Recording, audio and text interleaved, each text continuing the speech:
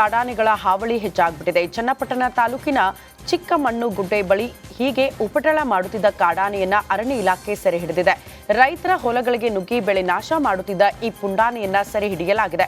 ಕಳೆದ ವಾರವಷ್ಟೇ ಇದೇ ರೀತಿ ಕಾಡಾನೆಯನ್ನ ಸೆರೆ ಹಿಡಿದು ಆನೆ ಶಿಬಿರಕ್ಕೆ ಬಿಟ್ಟಿದ್ರು.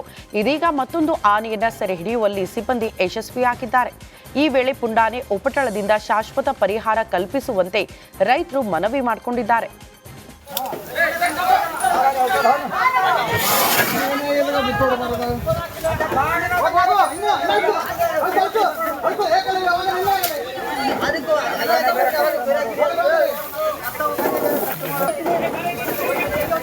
ఎందుకు బరా ముందుకు బరా ముందుకు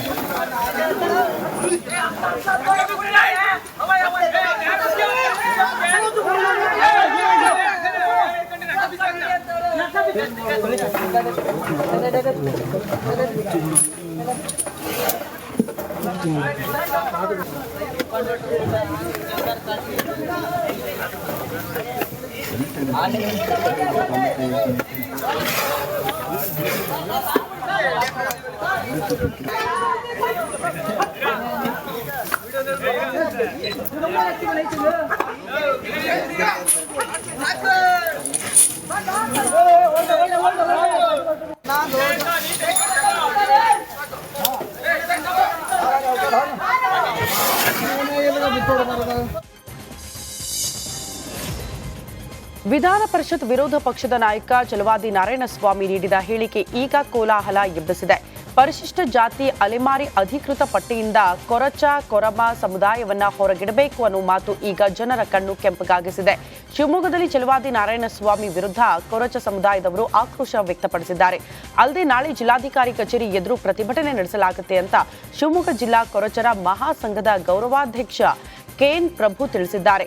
ಜೊತೆಗೆ 15 ದಿನದಲ್ಲಿ ಬಹಿರಂಗ ಕ್ಷಮೆಯಾಚನೆ ಆಗಬೇಕು, ಇಲ್ಲವಾದ್ರೆ ರಾಜ್ಯದಾದ್ಯಂತ ಹೋರಾಟ ಮಾಡಲಾಗುತ್ತೆ ಅಂತ ಎಚ್ಚರಿಕೆ ಕೊಟ್ಟಿದ್ದಾರೆ. ಪಟ್ಟಿಯಿಂದನೂ ಕೈ ಬಿಡಬೇಕು, ಒಳ ಮೀಸಲತ್ತಿಂದ ಕೈ ಬಿಡಬೇಕು. ನಾವೆಲ್ಲ ಹೋಗಿರ್ಬೇಕು. ಈ ಕೊರಚರು ಅಸ್ಪೃಶ್ಯತೆಯಲ್ಲಿ ಇವತ್ತೂ ಕಳ್ಳರು, ಕೊರಚರು ಕಳ್ಳರು, ಎಲ್ಲರೂ ಹೋಗ್ಲಿ ಏನಾರಾಗಲಿ ಕಳ್ಳರು ಹಣಪಟ್ಟೆ ಈಗಲ್ಲ ಬ್ರಿಟಿಷ್ ಕಾಲದಿಂದ ನಮಗೆ ಬಂದಿದೆ. ಈ ಉದ್ದೇಶದಿಂದ ಅಸ್ಪೃಶ್ಯ ಒಳಗಾದರೂ ಚಲವಾದಿ ನಾರಾಯಣಸ್ವಾಮಿಯವರು ಈ ಕೊರಚರನ್ನ ಅಳಮಾರಿ ಪಟ್ಟಿಂದ ಬಿಡಬೇಕು, ಒಳ ಮೀಸಲತ್ತಿಂದ ಬಿಡಬೇಕು.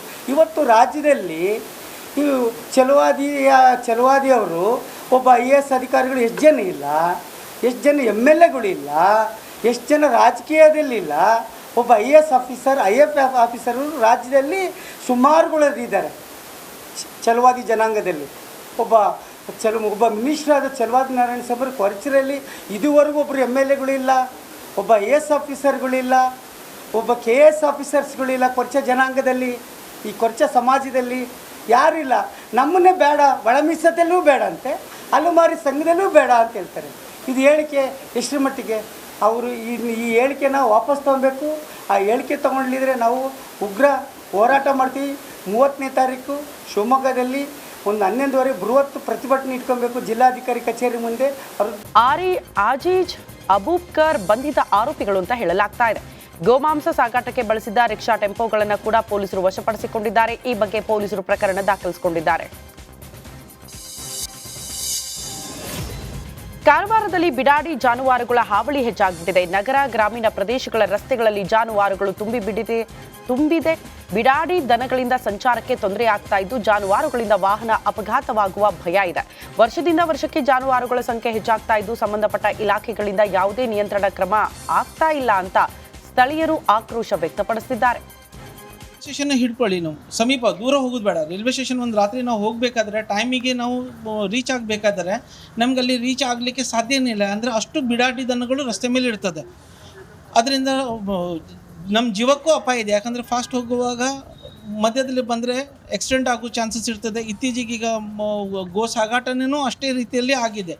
ಈಗ ಯಾವಾಗವರೆಗೂ ನಮ್ಮ ಸರ್ಕಾರ ಅದಕ್ಕೆ ಕಠಿಣ ಕ್ರಮಗಳು ತಗೊಳ್ಳೋದಿಲ್ಲ, ಅಂದರೆ ಯಾವುದು ಒಂದು ಒಳ್ಳೆಯ ಥರದ ಒಂದು ಗೋಶಾಲೆ ಮಾಡಲಿಕ್ಕೆ ಏನಾದರೂ ವಿಚಾರ ಮಾಡೋದಿಲ್ಲ, ಆವಾಗವರೆಗೆ ಈ ಗೋವನ್ನು ಅಲ್ಲಿವರೆಗೆ ಶಿಫ್ಟ್ ಆಗುವುದಿಲ್ಲ ಮತ್ತು ಆ ಕೆಲಸ ಆಗ್ಲಿಕ್ಕೆ ಚಾನ್ಸೇ ಇಲ್ಲ. ರೈಲ್ವೆ ಸ್ಟೇಷನ್ ಹಿಡ್ಕೊಳ್ಳಿ, ನಾವು ಸಮೀಪ ದೂರ ಹೋಗೋದು ಬೇಡ. ರೈಲ್ವೆ ಸ್ಟೇಷನ್ ಒಂದು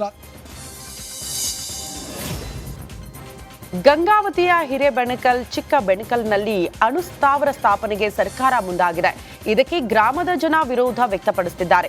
ತಾಲೂಕು ಆಡಳಿತ ಭೂಮಿ ಗುರುತಿಸುತ್ತಿದ್ದಕ್ಕೆ ಭಾರಿ ಆಕ್ರೋಶ ವ್ಯಕ್ತವಾಗ್ತಾ ಇದೆ. ಜಿಲ್ಲಾಡಳಿತ 1200 ಎಕರೆ ಭೂಮಿ ಗುರುತಿಸಿ ಈಗಾಗಲೇ ಸರ್ವೆ ಕಾರ್ಯ ಪೂರ್ಣಗೊಳಿಸಿದೆ.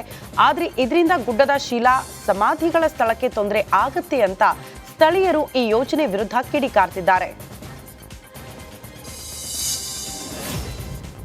ಶಿವಮೊಗ್ಗ ಜಿಲ್ಲೆಯ ಭದ್ರಾವತಿಯಲ್ಲಿ ಕರಡಿಗಳ ಹಾವಳಿ ಮುಂದುವರೆದಿದೆ. ಹನುಮಂತಾಪುರ ಗ್ರಾಮದ ಪಂಚಾಯಿತಿಯ ವ್ಯಾಪ್ತಿಯ ಭಗವತಿ ಕೆರೆ ಗ್ರಾಮದಲ್ಲಿ ವಾಸುದೇವ ಎಂಬುವರ ಮನೆ ಮುಂದೆ ಕರಡಿ ಓಡಾಡಿರುವ ದೃಶ್ಯ ಸಿಸಿ ಕ್ಯಾಮೆರಾದಲ್ಲಿ ಸೆರೆಯಾಗಿದ್ದು ಸ್ಥಳೀಯರಲ್ಲಿ ಆತಂಕ ಮೂಡಿದೆ.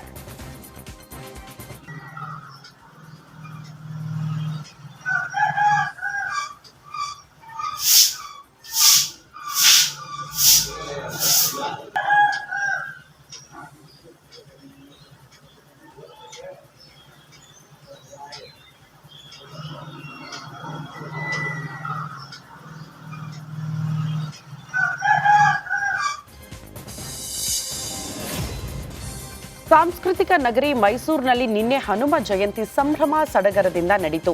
6ನೇ ವರ್ಷದ ಹನುಮ ಜಯಂತಿ ಮೆರವಣಿಗೆಗೆ ಆದಿಚುಂಚನಗಿರಿ ಶಾಖಾ ಮಠದ ಸೋಮೇಶ್ವರನಾಥ ಶ್ರೀಗಳು ಚಾಲನೆ ನೀಡಿದ್ದಾರೆ.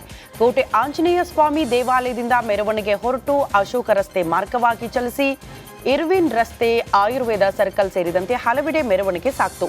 ಇನ್ನು ಕಾರ್ಯಕ್ರಮದಲ್ಲಿ ಶಾಸಕ ಜಿಟಿ ದೇವೇಗೌಡರು, ಆರ್ಎಸ್ಎಸ್ ಮುಖಂಡ ಕೇಶವಮೂರ್ತಿ, ಮಾಜಿ ಪಾಲಿಕೆ ಸದಸ್ಯ ಪ್ರಶಾಂತ್ ಗೌಡ, ಶ್ರೀರಾಮ ಸೇನೆಯ ಸಂಜಯ್ ಸೇರಿದಂತೆ ಹಲವರು ಕೂಡ ಭಾಗಿಯಾಗಿದ್ದರು.